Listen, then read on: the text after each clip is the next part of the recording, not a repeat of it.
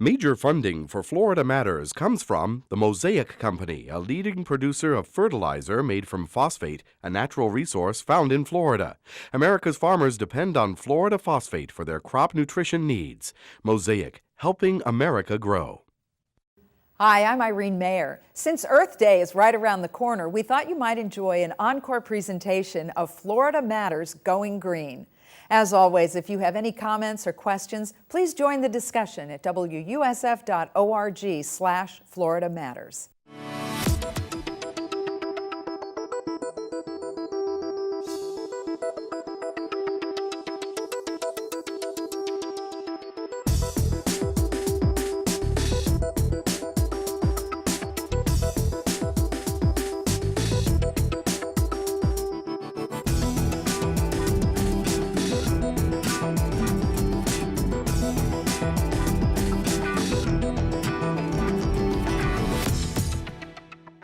What does it mean to go green in Florida? Well, it might mean getting less energy from oil and more from wind, solar, and other renewable resources. For many, it means recycling, which isn't always just a bin on your curb. Recycling can also include selling, donating, and buying secondhand goods. Some people go to thrift stores and online to sites like eBay, Craigslist, and many more. Green can be making your home more energy efficient and conserving water.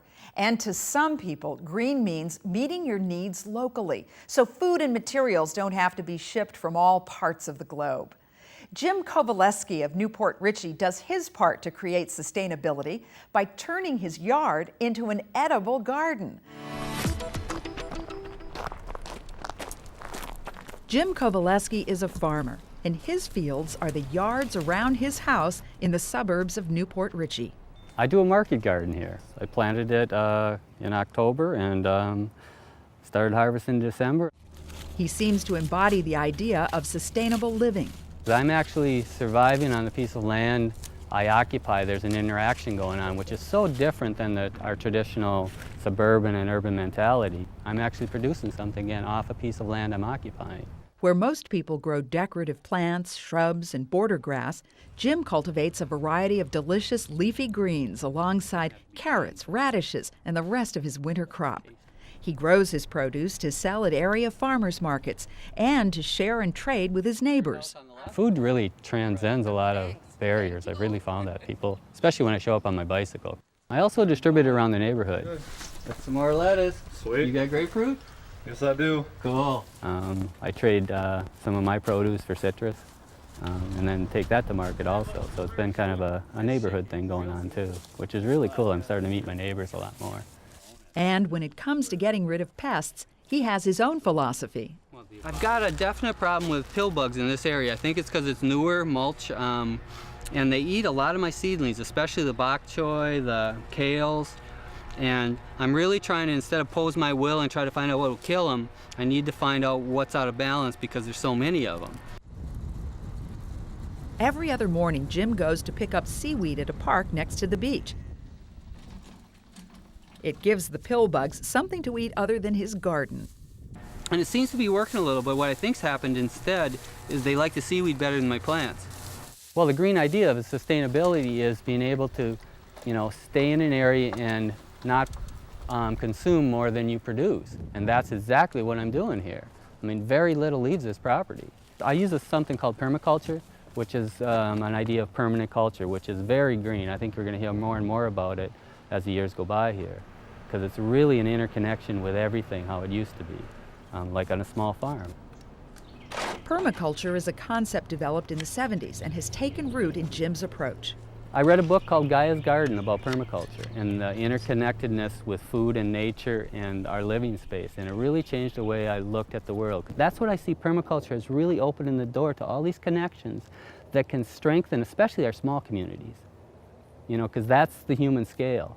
I mean, yeah, I really believe that. I see the suburbs as becoming the small farm of the future. It's got the infrastructure close to cities. You got water pipes, you got all the easy transportation. And you could, if you imagine this street producing what I'm producing every week, you could be, supplying most of the fresh food for this town. And I really can see it happen. It's really a fulfilling thing, and it's just building on itself. I'm just loving it. Thank you.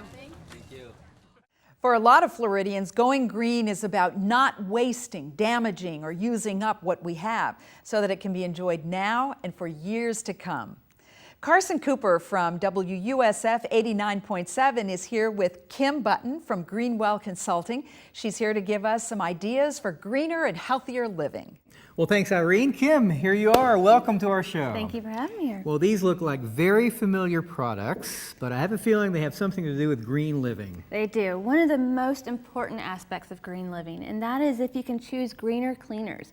Traditional cleaners have a lot of chemicals, which are not healthy for you inside your home, and they're not healthy for the earth. They're going to be getting into the waterways, into the air, killing wildlife. So anytime that you can go more natural, more plant-based, that's going to be the best. All right, I see vinegar here. Vinegar is a standout in the cleaning world. It can clean anything. It's antimicrobial and antibacterial. It kills mold. It can do it all. So you can use it on almost any surface. Now, Irene, I would be worried about vinegar making my house smell like a jar of pickles. Absolutely. Is there anything you can do to counteract that? Definitely. You can use essential oils. If you combine some vinegar and some water, put in some essential oils, whether it's a lemon scent, a peppermint scent, that's going to counteract the effect of vinegar. It's also going to leave a pleasing aroma throughout your home. That's also eco-friendly and earth-safe. Now, I'm pretty sure what's in here is water. You got it. If you're wanting to be eco-friendly, then you don't want to be using a lot of disposable water bottles and having to put those in the landfill. So get something that you can reuse. And when you're buying a reusable water bottle, you might be tempted to get something like this. It's a plastic number 7. Some of those can contain a chemical called BPA, which is not healthy for us or the environment. So a better option would be stainless steel. And this is something that's going to last for years. It could be around like 10 years or so. Reusable, great for the environment and for you as well. And how about the line of personal care products? That's another place where we should be really thinking about what we put on our bodies. Exactly. It's one of the most important things that you should be thinking about as well, because anything that you put on your skin is going to be absorbed into your bloodstream. It's going to get into your body. So if you're using any type of personal care products, whether it's soaps, lotions, shampoos, that's all going to be something that could potentially get inside your body. So choose more natural. You can choose things like vegetable glycerin for soaps. There's wonderful soaps. Coconut oil. When you're talking about like body lotions, if you do something like this, an apricot kernel oil, it's really hydrating for your skin, just pressed right from the apricot kernel. Nothing could be more earth-friendly than that. Are there specific words that we should look for in the labels of these products? You want to choose something that makes sense to you, something that sounds like it's natural. Vegetable glycerin is great. That's going to be in a lot of products. Coconut oil, palm kernel oil. Things that you're familiar with that sound natural are going to be some of the best alternatives. Now, we want things that work, that do the job, but also won't break the bank. Are these more expensive than the typical products? They can be. Not all of them are, though. Things like glycerin soap is going to be cheaper than the traditional soaps. If you get a product that's more natural that might cost a little bit more, such as a body lotion, you might need to use less of it. So in the long run, it's going to end up costing the same. And you think that when we get into the linen closet, that's another place where we can also go green, as they say. Right. Cotton production uses about 25% of the world's pesticide use. Pesticides is not something that we want to continue to have a lot in the world. So if you can choose organic cotton products, especially towels, washcloths, and sheets, these are things that are going to be on your skin. So any of the residue from pesticide production that might be left in those products is going to be absorbed into your skin. You don't want to be sleeping and inhaling that all night. Are these products easy to find? Are they carried in most average, department stores, for example? This one's from Target. This is a Target brand towel. So yeah, they are extremely easy to find nowadays. Okay, good. And last but not least, Very lovely. Yes, chemical exposure. Indoor air can be 2 to 5 times more polluted than your outdoor air, according to the EPA. That's a surprising statistic. And that's because of all the chemicals that might be off-gassing from things that you're going to have in your home, carpeting, furniture, any personal care products as well. So if you choose plants that purify the air, you have a natural indoor air purifier.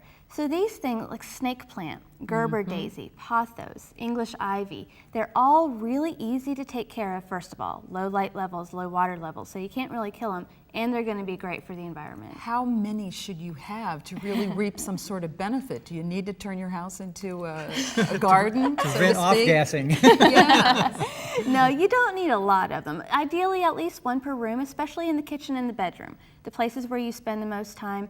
If you just have one plant in each, you can have a couple if you'd like, but you don't have to have a greenhouse inside your home. Very good. Well, thank you. Lots You're of good welcome. information. Yeah. Thank you. Thanks, Kim.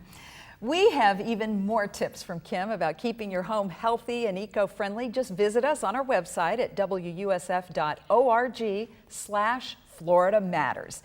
And Carson, what more do you have for us today? Well, the use of green cleaners is one thing, but Irene, where do you stand on manure? Ooh, I hope not in it.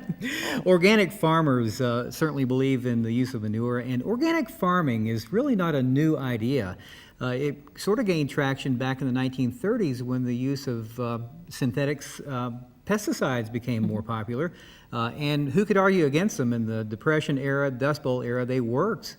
But there were farmers back then who were concerned, like many people are today, about the health aspects of using pesticides.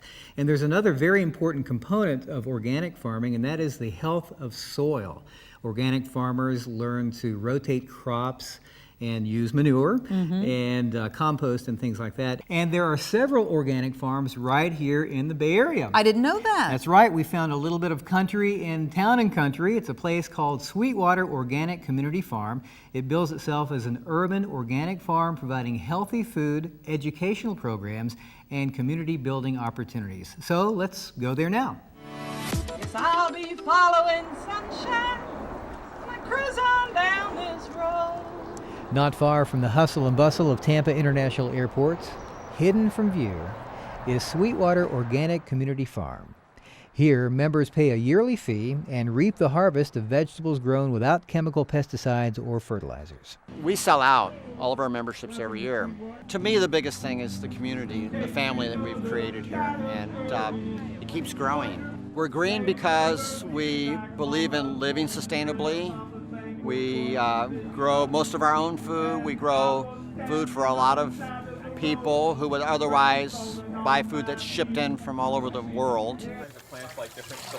On Sundays, they hold a market that's open to the public and outside vendors, where the two most popular colors appear to be tie-dye and green. I love the energy here. No, I won't be carrying any bad vibes, you said.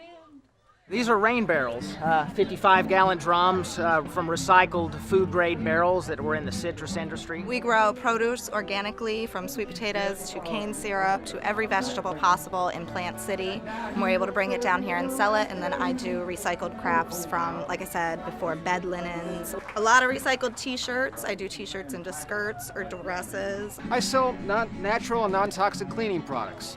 These are eco-friendly, readily biodegradable, natural but commercial strength cleaning products. Rain barrels are for collecting free water because everybody knows in Florida we're having a bunch of water restrictions, and also people don't like putting city water on their plants and vegetables or garden because they put fluoride and chlorine in their water.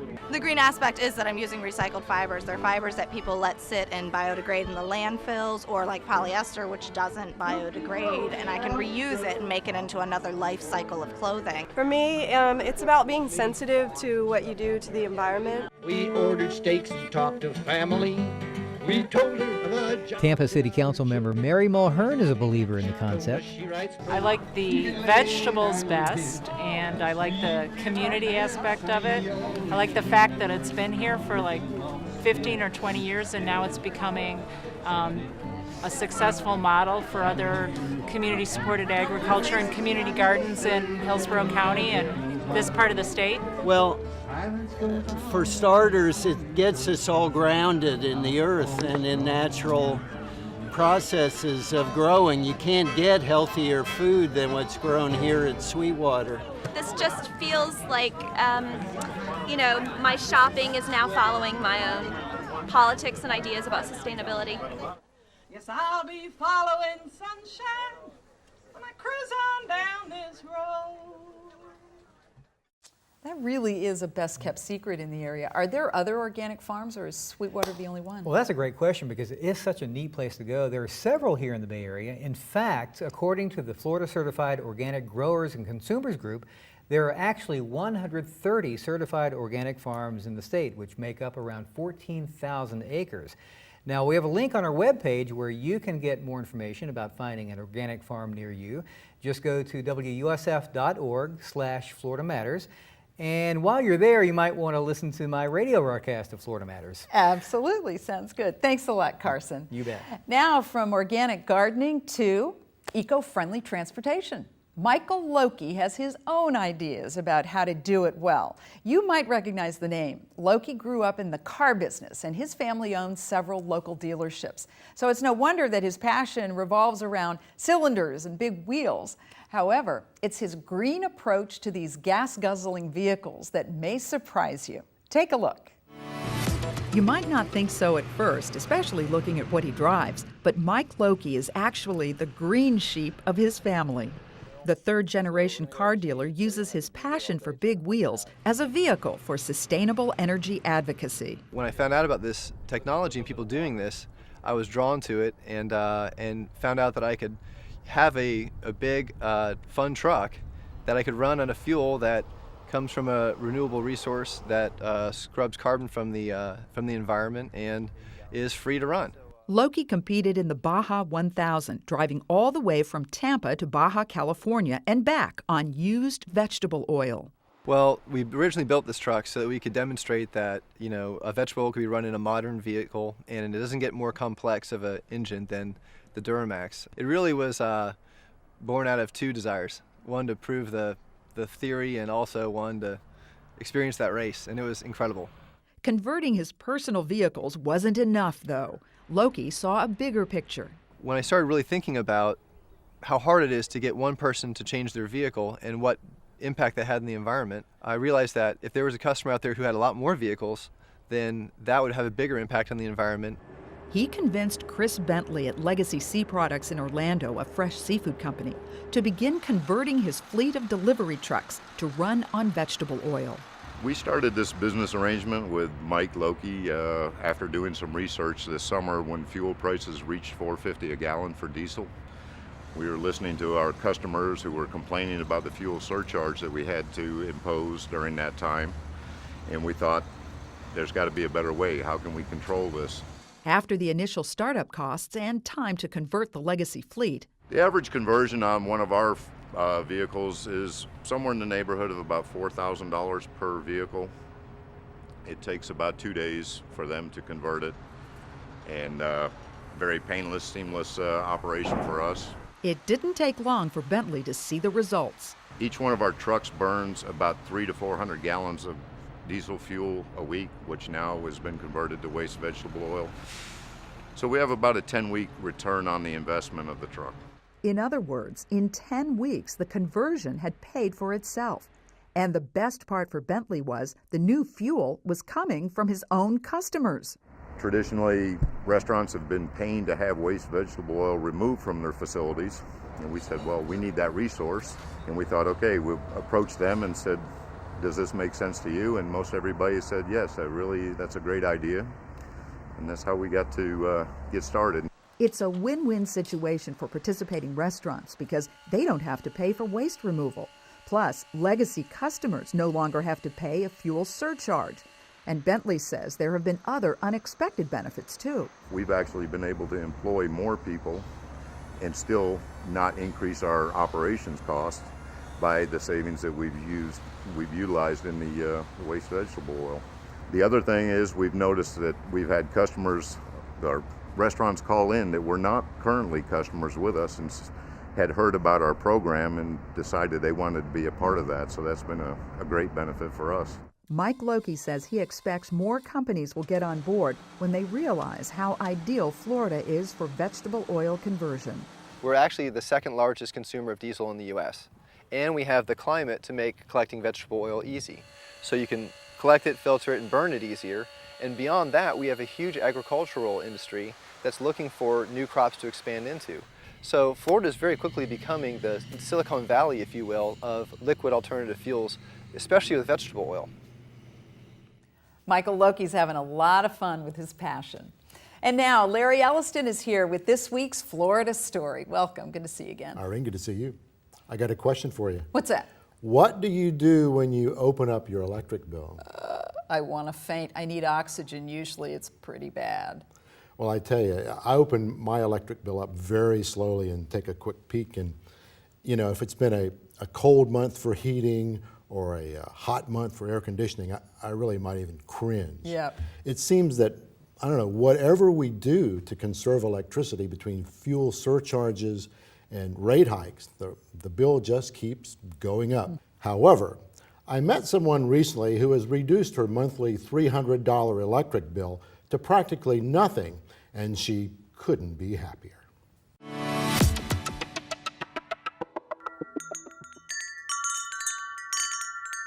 In the shadows of the early morning here on Tanglewood Drive in St. Petersburg, it looks like a Florida house. Sounds like one too. But when it comes to paying the rising monthly electric bill for climate control and all the other conveniences connected to life in modern Florida, Flo Search thinks she's found the answer. Good day, sunshine. Flo has gone solar. Sunshine. I've got 3 arrays of PV panels, that's photovoltaic panels, and that's what brings the energy to my home. I've got 1 panel PT that's progressive tubing that heats the water for my home. So that's the system that's on the roof.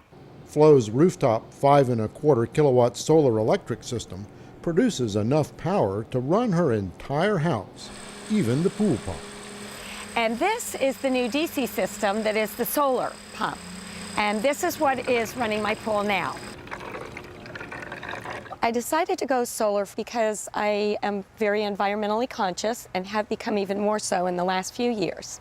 I just felt that it was important for me as an individual, as an American, to do what I could do for our environment. Not only does it make sense to reduce harmful emissions into the atmosphere and reduce our dependence on foreign oil to generate electricity, Flo Search believes her sizable investment makes dollars and cents. And then there's also a rather large tax credit that I'll be getting this year on my taxes. With federal and state rebates and an assortment of other incentives, Flo thinks her $40,000 expense will wind up costing her about $8,000.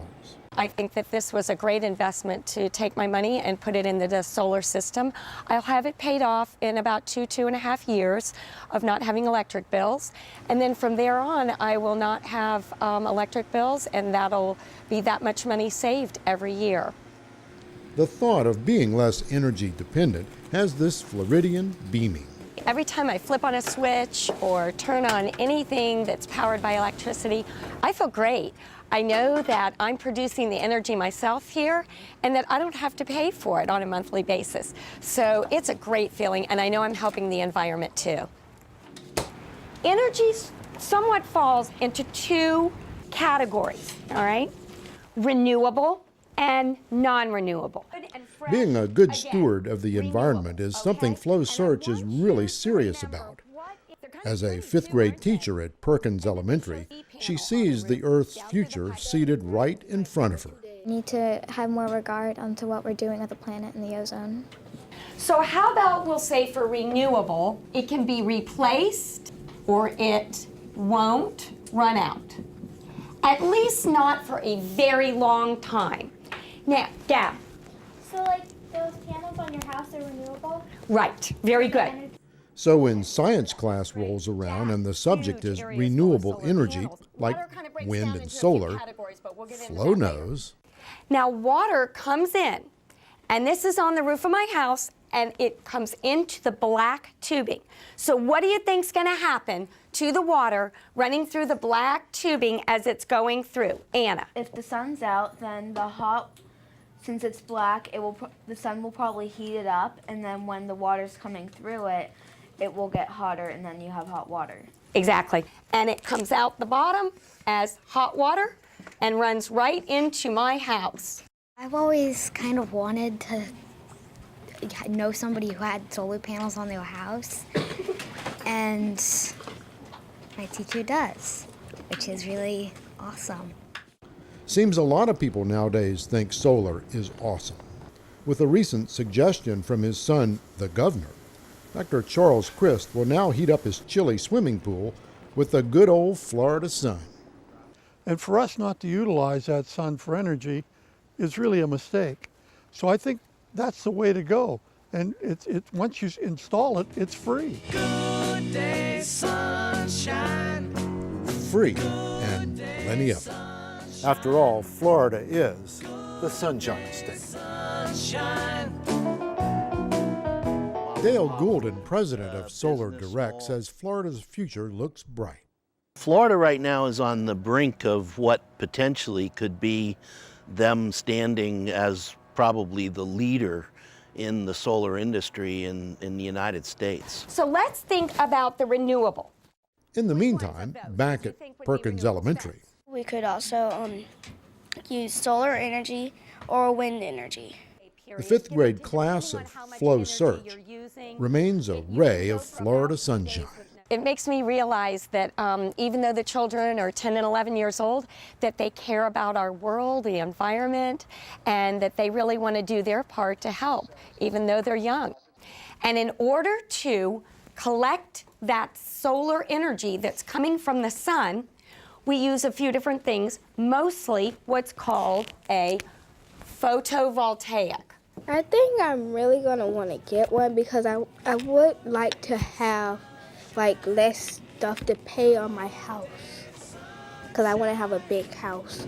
Good day, sunshine. Good day, sunshine.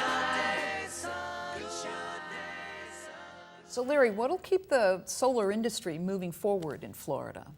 Well, to keep homeowners like Flow Search going and commercial property owners, Florida needs to find a way to keep those solar rebates flowing.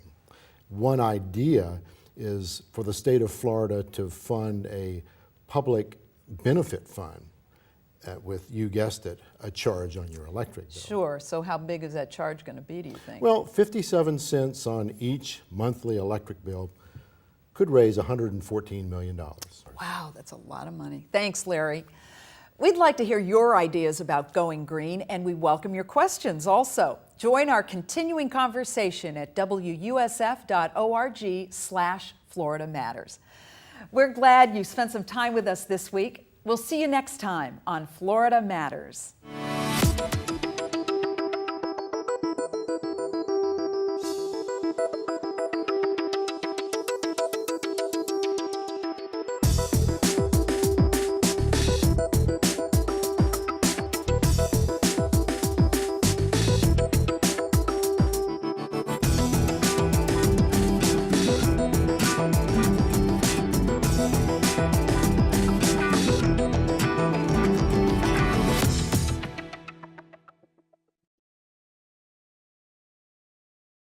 Major funding for Florida Matters comes from the Mosaic Company, a leading producer of fertilizer made from phosphate, a natural resource found in Florida. America's farmers depend on Florida phosphate for their crop nutrition needs. Mosaic, helping America grow.